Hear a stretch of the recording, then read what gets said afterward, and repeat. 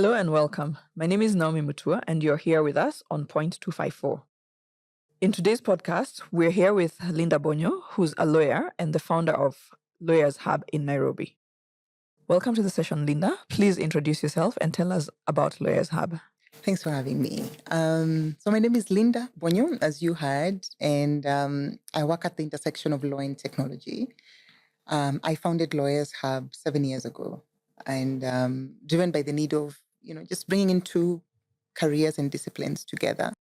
I read Steve Jobs' book on his biography, and his biographer talked about this intersection of different disciplines, and he said that those that drive change usually and disrupt industries are outsiders. And I thought maybe that was it. I've grown up as an innovator for a long time, and we began that work on the Lawyers Hub. So it's been 7 years of building from startups and till to date. But we are Pan-African digital law organization, and we work on both policy and also innovation. That's the kind of work that we do. But I also sit on the World Economics Forum Tech Policy Council, and that has been defining for me for the past 1 year on how technology can ideally intersect with policy across the world. Okay. So, technology is everywhere in our lives and with a big impact. We really literally cannot live without it now. How do you actually bring the two together in both policy? You said in policy and innovation. Yeah. What are some of the examples that you can give us that we can see from a practical standpoint? Okay. Yeah, that affects us as Kenyans, as Africans. Yeah. So I'll start from the innovation side. Innovation works because intellectual property works. The reason why you'd make money from a movie is because you have strong intellectual property laws. The reason why you're able to be safe online is because there's data protection laws. And so we strengthen startups. We run an Africa startup law accelerator, then make sure that startups understand how to structure before they raise funding, how to have good governance structures in terms of a board, but also on vesting and how to allocate shares and things like that. But also on the policy side, policy determines who gets internet. How internet gets to you, let's say in Kisumu or Nakuru, means that the county government has to give approvals. How Starlink gets internet to you as well means policy. How you run a domain name, where it's linda.com or lindas.com, ICANN is in charge. And so there's a way the internet is governed. And so that governance of the internet is the kind of work that we do and make sure that people are protected from harms, whether it's on artificial intelligence, where there are deep fakes or robocalls. That's the kind of governance that we work towards. So if you look at Kenya's data privacy regime and digital identity, we've been really part of that particular process from 2019 on getting us to a level where our tech policies are coherent, but then also they are Pan-African, because at the African Union level, there's also work that's going on how do countries harmonize laws to make sure that they're all speaking to each other. So that's the kind of work that we do. Okay, so that's fantastic work. And from a consumer point of view, we may not always see what's happening behind the scenes. Right. A lot of it is led by teams like you. So coming to your team, I'm curious to know, when it comes to women, what do you see for a Kenyan context as women in both legal and technology? What are some of the things you see that affect women? And drawing on that, looking towards International Women's Day, which will be celebrated in March. What do you see that affects women in both fields of tech and legal? And how can we work to improve the working conditions, the standards, and everything that affects them? Yes, I think that I'm a founder, and running a company is hard. Every single day, there's always a problem. There's a problem. Like, there are good things to do, but I even know today I will get a call on a problem at the organization. And so you have to just always be in problem-solving mode.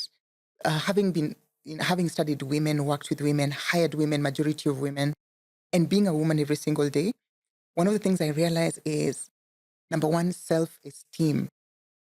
I want my daughters to grow up knowing that they are confident, they are bold, they can be anything. A lot of us women are not bold, and because of many things. I don't like how my eyes look, my nose looks, my hair looks. Very simple things that look like they're very subtle. but they affect you saying yes or no. So I have a friend called Joy Mdivo, and she taught me something about 10 years ago. She'd invite me to speak at churches on the Constitution and teach people. That was in 2010 when we were amending the Constitution. And I'd have all these excuses. So she invited me one day to speak on TV. She said, I've been invited to go, but I'm not able to come. And then I said, I can't come. She told me, what's the real reason? I didn't have a real reason. And she said, Linda, always make sure your hair is looking good and your nails are looking good. Because many times you say no because you don't look good. So that for me has been like a standard. My nails look presentable before the public. So I don't have to think, because my mind will say no, but it's actually my nails saying no. you know. So Because you feel you have an imperfection that is visible to the outside world. That's true. Yeah. And then I learned something else about really being the leader in learning. So, for example, a lot of reports get launched every week. I take the weekend to read. The moment you read your stuff, you're able to be amongst the 5% who know that particular new law that has come into force. And I try to read so that I am able to do that.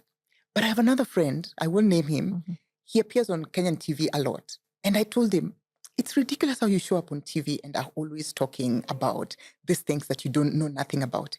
And he said, Linda, do you know that 80% of those who watch TV do not know what's going on? And not that because they're illiterate, they're busy, they're at work, they have other issues in mind. But when I come on TV, just by knowing 5% of that topic, I have an opinion. Yeah. Do you see that I have to overly prepare and think that I'm ready? But for a guy, he just has to be available. Yeah. And so what do people in the media do? They will call the guy because he's always ready available. to come. Yeah. He's not questioning himself. So I feel like esteem is a key issue that we need to look at. But then also just going in boldly for the things that we are underprepared for and saying that I'm going to learn on the job. I think that would be useful. And applying for jobs you don't qualify for. Actually, I was going to say that. It's very common that women will apply for jobs they think they're perfect for. And not for jobs they think they can do. Yeah. They hold on to that one job they applied for and hope for that one result. But you apply for thousands of them, you spread your risk and diversify. And I think that's what needs to happen. And finally, a colleague of mine who heads our digital programs, every single day I ask her, what would a man in your position do? Because when a man is in charge, and I'll give an example, there was a president of the Law Society of Kenya, and he was in charge. Everybody thought that the Law Society presidency was such a huge deal. Like, he's this person who appears in parliament, he's God. Yeah. But when a woman comes in and becomes chair, we don't play it. Yeah. Like, we don't talk about it. We're just like, you're just like she's just the president. Chair. Yeah. No, you own that seat. So I ask my colleague every single day, what would a man in your position do? You're a global director. What would that look like for a man? And you see, it's very different how men own these spaces and how we own them. And so I say this sometimes, I have to approach situations like a man and act like a woman. Yeah. But deep inside, I'm like, the aggressiveness of a man is what has to lead us. Yeah. And we need to stop being afraid of being aggressive, because we think it's a negative attribute to have. So it's that hunger and power that drives people, and we need to embrace it. And it doesn't have to show on the outside. Yes, you can be gentle and soft to people. Yeah, strategy doesn't require you to be obvious about it. Because I read rooms. I'm a lawyer, so I know what I'm getting into in every single situation. But I also know that I have to be likable. People have to like you to work with you. But then you also just don't have to people please. Exactly. Because we people please a lot. And there's an interesting concept of the spotlight effect, where people feel that everyone is looking at me, they're staring at me, but nobody's staring at you. People have a life. And I want to maybe just segue into something that I'm passionate about and really has affected my life. About 3 years ago, I was diagnosed with cancer. And the first time I heard about it, when the doctor told me I had cancer, I was like, that can't be me. Why would I get cancer? And I spent 2 weeks in hospital. And then once the diagnosis came, I spent 6 months going through treatment in a foreign country. And I didn't tell anyone. I was lucky to have insurance that agreed to pay. So I didn't need to tell people to help me contribute money. But it was amazing how people didn't notice I was around. Life just went on. And I was always on webinars. I was on posters. I was on, like, during COVID, I was like I was the most seen lawyer during COVID on spaces, especially in digital policy. But people don't. They just knew you were working remotely, and that was it. They are busy. They have their lives. People just don't care. So we overestimate And overanalyze. over people's role in our Yeah. lives. Yeah. And so one of the things that I learned from that particular process is don't care for people. Care for the family and those that are really close to you, what they think. And many times, even if they don't think that and something you're convinced about, just do it. Do it, yeah. You know, so that's my biggest learning. And then number two, you don't have a lot of time to make a difference. We assume that I have until 50, I have until 60. You don't have a lot of time. And so the other lesson I learned from having cancer is don't live your life in 100-day sprints. That's what I do. Because the doctor tells you, see, in 100 days, let's do another scan. That scan can come back with cancer. Yeah. So 100 days and do what you can. Politicians do that as well. Yeah. In 100 First days, 100 days. deliver your manifesto. Yeah. So how do you look at, in the next 3 months, this is what I have to accomplish. I have a 10-year dream, I have a 5-year dream, but give me 3 months. This is what I'm going to do. And so that has shifted my perspectives. When I need to meet somebody, I meet them for lunch now. If I need to work with somebody, collaborate now. Don't push it until you're ready. Don't wait. Yeah. And unfortunately, life is what it is. That's that person true. may never be back here. That's true. Wow. What a story. Now, you've gone on to find global opportunities. Right. But you've also been part of prestigious fellowships and awards, including the Tech Women Fellowship and the International Strategy Fellowship. How do you use that to leverage the experiences and learnings to then mentor and support women in the same space? So I would first maybe talk about the value of fellowships. Yes. You know, I learned earlier on that information moves in communities. It's in communities that you'll know what's happening in the US, what the strategy is, what technologies are being built. If you're alone now walking through life as a woman, don't do it. Always exist in communities that really bring value. And so that's one of the things that I learned. But I also learned that too, there's compounding interest around communities. And so for the Tech Women Fellowship, I've found such great people to work with globally around the world. And that has been useful. But also fellowships validate who you are. Because I can say I'm a Tech Women Fellow. It means that there's trust. There's trust that this system ideally trusts this particular person. I also went through the German Political Foundation Fellowship, which was really interesting. That was like 10 years ago. They were teaching us about how to be politicians. I didn't succeed because... But you still learned. I learned a lot. Yeah. My entire class are in parliament now. Oh. I am the failure from the class. Who will vote for me? But I learned so much about speaking, about resources, about convincing people, and really pushing policy in government. So the Lawyers Hub, 3 years ago, set up a fellowship program. It's a digital policy fellowship, and we started out with 3 people. We thought that we could develop the next generation of lawyers so they could get into technology. And this year, we've grown. We now have 22 fellows from 14 African countries, which is really doing well. And, you know, some of the fellows have gone to work now for the African Union, GIZ, tech companies, which are big tech companies in the US. And I'm really proud of that process that we did for this particular women. But also in my day-to-day, I'm very curious about speaking at women-led events and initiatives and making sure that we amplify those voices, we get our voices heard, and also just share experiences. And I think for the fellowship programs that I've been part of, I've been very lucky to then now have a global stage to speak. Because the world didn't know me until I got into these fellowship programs and then began traveling around the world. Last year, I was lucky to speak in 26 countries across the world on different topics on artificial intelligence, on women and inclusion. And what I owe people, having benefited from these particular programs, is to make sure that I also speak the truth on these platforms. I was in Germany and I was told to replace someone on a panel. This lady was not able to make it because of her visa. And I went on the panel, and it was by the German government. And I went on the panel, and my first words were, why would you not let a woman get a visa? Especially with that kind of an invitation. She needs to be here. Yeah. So I was like, I'm replacing her on this panel, but I'm saddened that you couldn't fix it. And I went on about feminism laws that Europe is pushing in Africa and what that could look like for women. So I speak on these particular issues. I was denied a visa to go to the UK, and I was invited by their parliament to talk on AI a few months ago. And I went on the panel, and my first words were, why do you deny women visas? Especially women with kids. Why don't you let them travel? And so really, when we have those platforms and those particular convenings, I have learned that my contribution to other women is to speak for them, women who couldn't make it into the room, to make sure that their voices are heard and that we're able to amplify those initiatives. Yeah, it's really true that the fact that, and I also still don't understand women with children. They particularly have a harder time getting a visa. It's confounding. It is what the world is, but hopefully Yeah. we can make those changes. Okay. We hear this question all the time. As women, I don't know why people think as women we need to do this, but we always ask, how do you balance life? But I'm more interested in knowing it's not just balance that we need to create, but how do we manage our lives given the different facets of life? We have work, home, we have our passions and interests, we have other things that come to affect our lives. How do you personally balance that, and what tips can you give us? Okay. So I would say this: society knows women are overworked. And they still overwork us. Yeah. So that question is on the admission that women are overworked. We do too much, but also as women, we put too much in our hearts and our minds. And so I decided to approach this life like a child. And one of the things I do is to connect with people with their inner child, the inner child that is curious, that wants to play, that wants to learn. That's how I connect. And so my inner child has to be nourished. I dance. I like to dance every single day.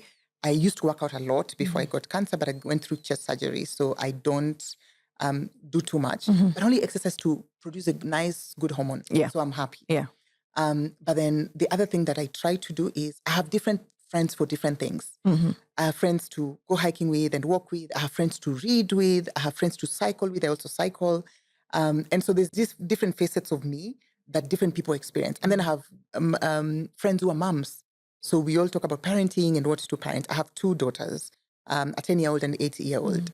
And so it's been an amazing journey to do that with them. And then also travel. So that shifts my perspectives. I think I mentioned this before. Last year I was like in 26 to 30 countries. And that really helps me to learn certain things around balancing. So how do I balance that? I outsource. If you give me Very a role, important, yeah. I will definitely outsource first. How can I pay someone to do this? Because I know my 1 hour, and as lawyers, we know that your 1 hour is watch this month. How can you get a cheaper hour to be able to help you and still get the job done? Yes. Yeah. So you work on the bigger things and somebody helps you work on the rest. The other thing I do is I use apps. Like my phone is just a home for apps. I don't look for books physically to read. I use, for example, Audible, and I'm using a book. I use Speechify to read reports. So when I'm cycling and I'm running, I'm actually using another app to read. That has changed a lot of things. And before AI went mainstream, I already was using AI. I was using Otter to take notes. I had a personal assistant that's an AI to schedule and things like that. So I don't necessarily need a personal assistant, but apps ideally rob me of so much of my money. So I think that's one of the things that I do. But then also, I live in the moment. I think that many people live in the future. They're like, oh my God, what will happen if this happens? I live in the moment. I enjoy people when I see them. And I think that really just makes me a free spirit. But finally, I read this book by Naval Ravikant. He talks about, he's a tech founder and executive in Silicon Valley. And he talked about the power of, he said, how do you scale your life? And he talked about two things: media and software scales you.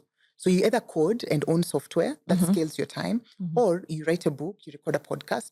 You don't have to be in the room for people to ideally listen to you. Yeah. So they're always watching you and doing things like this. But then finally, there's a principle in business, especially startups, that you need to build once, sell twice. So I tell my team, we can't do this thing every day. When we've done it more than twice, it means people want it, we'll do it again. Document. And I also feel like really saying no is a superpower. Yeah. Saying no to things that don't make sense, and people make you feel guilty for saying no. Like some people will invite me to speak, and I weigh two places where I could speak. I'm like, if I do this, this is how I raise resources. If I come to this place, it's a feel-good thing. I will choose where I need to ideally make the most difference. So I think many women do not really strive towards saying no to the things that you don't need to do. Can you replace all this work by a machine? And I'm not really looking at this as an elitist conversation, but really looking at if you're parenting, and let's say you're a single mom, how are you able to collaborate with your friend so that they watch the kid on Monday and you watch them on Tuesday, rather than both of you watching kids separately, all these days, you know? So how do we build those communities in which we're able to exchange these things? How do we also work together and have more impact things? I think for me, that's the balance. But my final comment on this is, how do you do the big things? Because we solve for too many small things. And I ask myself every single morning, what's the big thing that I need to solve? So what's the big company that you need to build rather than, for example, rather than do a series of webinars, you can ideally come in and do a documentary. And people come compact and everything, yeah. people come watch the documentary, you put it on Netflix and sell it. Yeah. So my thinking now has been really shaped into, and I like this about America, is always go for the big stuff. That's where there's big tech. How do you sort of compound all your efforts into one huge bucket? And I think that's useful Okay, too. very interesting tips. And yeah, there's an app for everything. If you can access it, an app, a tool, That's true. a person who can do it for you, outsource it as much as you can. That's true. Free up your time. Yeah. And then you make money. Sometimes you don't even have the money to outsource. Yeah. But the truth is, when you have more time, you're more creative to do it. Yeah. So coming back to Lawyers Hub and yourself, what are your dreams and aspirations? I'm sure you have big dreams. I'm very sure of that. Yeah. What do you see for the future of three things? One, that intersection of technology and law. Two, for Lawyers Hub as a business. And three, for yourself. So I'll say this. For myself, I want to be alive. I want to be here. I want to watch my daughters grow. So that's the single dream every day. What can help me grow and be alive? Is it science? Because I've gone through cancer. And so I'm really always rooting for who's solving for cancer to make sure we grow as long as. So my big dream is to be alive, to be able to just watch my daughters grow. But also, in terms of Lawyers Hub, we have several dreams. The first dream is Lawyers Hub has to be a global company. So we are working every single day to have us in Brussels and Washington, D.C. So that's a big dream. Okay. We've worked on it for the past 2-3 years. We haven't made headway as much, but last year was good. So we are getting there. The other dream is to have a university. We've done capacity building for so many years. And like I said, let things go in huge buckets. I can't keep doing small trainings. So we've decided that we have to run a global, an African university that really fills the gap between law and technology. So we're working on that as well. And then finally, I want to run a tech company that ideally replaces law firms in Africa. So expound on that. Is it an AI company, like AI doing the legal work? It will be tech agnostic, but ideally, when you look at the data around what the impact of AI in different industries, they say that AI would affect more than 45% of lawyers who lose their jobs. And I've been speaking about AI for like the past 4 years. And now I feel the time has come to not talk to people about AI and especially lawyers. It's just to replace them. And they won't be happy to hear you say that. But I believe we can also, as humans, learn to work with AI and create new rules for ourselves. That's true. AI doesn't need to replace us 100%. We just need to adapt to what technology is offering us. That's true. And the car replaced the horses, but people still pay to own horses. Like a horse is like $15,000 to own in this country, and you haven't even bought hay. So I know that because I saw it in the papers. I don't have a horse, but there's still always new careers. The copyright, the typewriter left the market, but then we still have secretaries and executive assistants. So it's really who ideally would then jump on that wave to make sure that they are still relevant. And I think that's what we're really trying at the Lawyers Hub every single day. Be relevant and don't, I learned this from, I think there was a discussion between Cindy and Uber. And the Cindy CEO said that one of their learnings was, we have a great idea, but we don't have the budget to teach people to use maps. It's only Uber that can teach them to use maps. And so they let Uber go fast, let people learn to use apps. And then Cindy came in and said, now you can deliver your parcels. We already now knew how to use maps. The same thing for us. At the end of the day, when people have not learned your industry, you have a role to maybe either, if you have resources, to teach them. But the moment they learn, jump on that wave, bring the product into the market, and then let it work. And finally, this, I think I'm going to say this because I spoke about it earlier. We second guess ourselves too much. And there's a book in your house that you have not released to the world. Somebody has a song they haven't recorded. You have a business that you're scared about. I want to tell you, my best, I usually say start from a poster.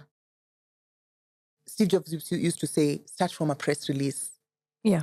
tell people. Announce it. Lawyers Hub today is launching the Africa Law and Tech University. The university based in Rwanda will be the first in Africa. The partners include this person and this person and this person. For more information, email communications@Lawyers Hub. Period. Then work backwards. Come in and say, the partners we mentioned. Oh my God. Send an email to them. Can we work with these particular people? So start from the poster. You have the speakers you want for that event, put them, you have the logo. So if it's your new company, put the logo and say, this is what the logo would look like. We need an email address. This is what the email address looks like. Don't start things like a lawyer. When I speak to my fellow lawyers, they don't work like that. They start from, are we registered? How are we registered? No. For tech companies, it's, do you have a domain name? They'll say, we have a domain. That's enough. That's how techies think. So whatever way you're thinking, have a landing page, have something, and work backwards and say, I already have a poster. We will launch. I have a media release. We will go through that media release. So for me, that's what I'd say. Just start today. Put the idea out. Let the rest happen. Laws say this. Chaka chaka. Just start. Chaka chaka. Chaka chaka. It was my theme in 2019. Yeah. Chaka chaka. Understood. And we will take the lessons from there. Thank you so much, Linda. It's been very insightful and a very eye-opening conversation. We hope that we'll see you back here again one day. And if not here, we'll look out for you elsewhere. I'm sure we'll spot you somewhere. Oh, thank you. Thanks for having me. This was brilliant. Anytime. Thank you. And that's it for today. Thank you, everybody.